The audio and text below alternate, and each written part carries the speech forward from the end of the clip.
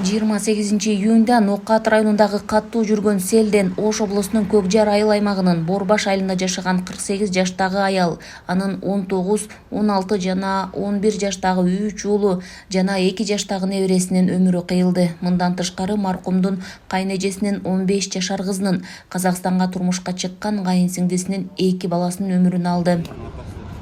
O'sha kuni men uyda edim. Bolam nima yomg'ir yog'yapti, sel chiqib ketadigan peli bor edi. Bir berib bilib keling deydan chiqib, katta suv kelyapti. Tez bo'ling, dokumentlarni olib. Dedi shunga ha bo'pti deb dokumentlarni olib, olmay suv keldi-da. Arang ikkovimiz qochib chiqib ketdik, bolalarni ham bir narsa qilib, el kelib chiqarishdi. Rahmat hammasiga. Hozir mana qo'shnimnikida nima bo'lyapti? Hozir bizni uyga o'tishadi. Tanjonlari sog' bo'lsin, shu MCS ishlagan bolalarni ham. Hukumatda ishlagan hammasini tanjoni sog' bo'lsin. Endi nima deymiz? Qo'limizdan hech narsa kelmaydi. Hammasiga rahmat. Өзгөчө кырдаалдар министрлигинин маалыматы боюнча селден улам Апшырата эс алуу жайында калып кеткен 1300 киши коопсуз жерге чыгарылды. Мекеме баскандан кыйналган жана улгайган адамдарды тик учак менен алып келгенин билдирди.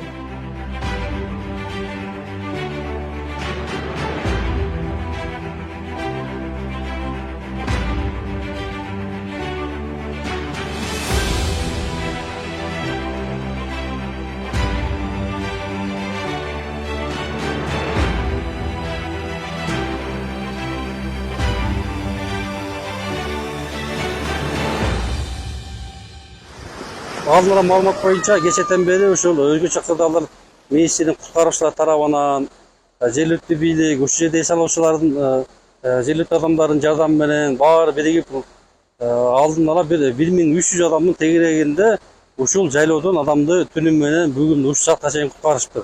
Өзгөчө кырдаалдар министрлиги селге себеп болгон жагдайларды атады. Буга көнөктөп жааган жамгыр, Апшарата дарыясынын жээгиндеги бак тарактар, эс алуучу жайлардын тапчандардын башаламан курулушу, көмүр карьерине өтүүчү көпүрөнүн төмөн экени түрткү болгонун белгиледи. Ноқат районунда өзгөчө кырдаал жарыяланган. Апшарата участкаларында сел жүргөн, ошол кесепетинен 125 үй жабыркаган, анын ичинен 25 үйдүн короосуна жана жер түрлөрүнө суу кирген. Алдын ала боюнча 3 үй азыркы күндө авариялык абалда.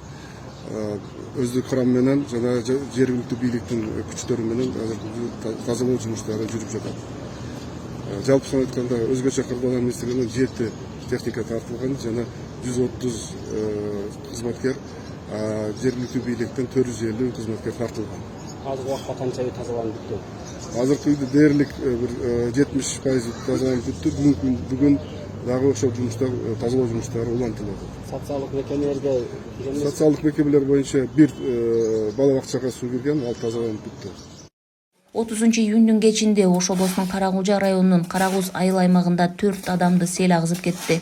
Селге агып кеткендердин 3-өсүнүн сөөгү табылган. Бир адам дале изделип жатканы маалымдалды.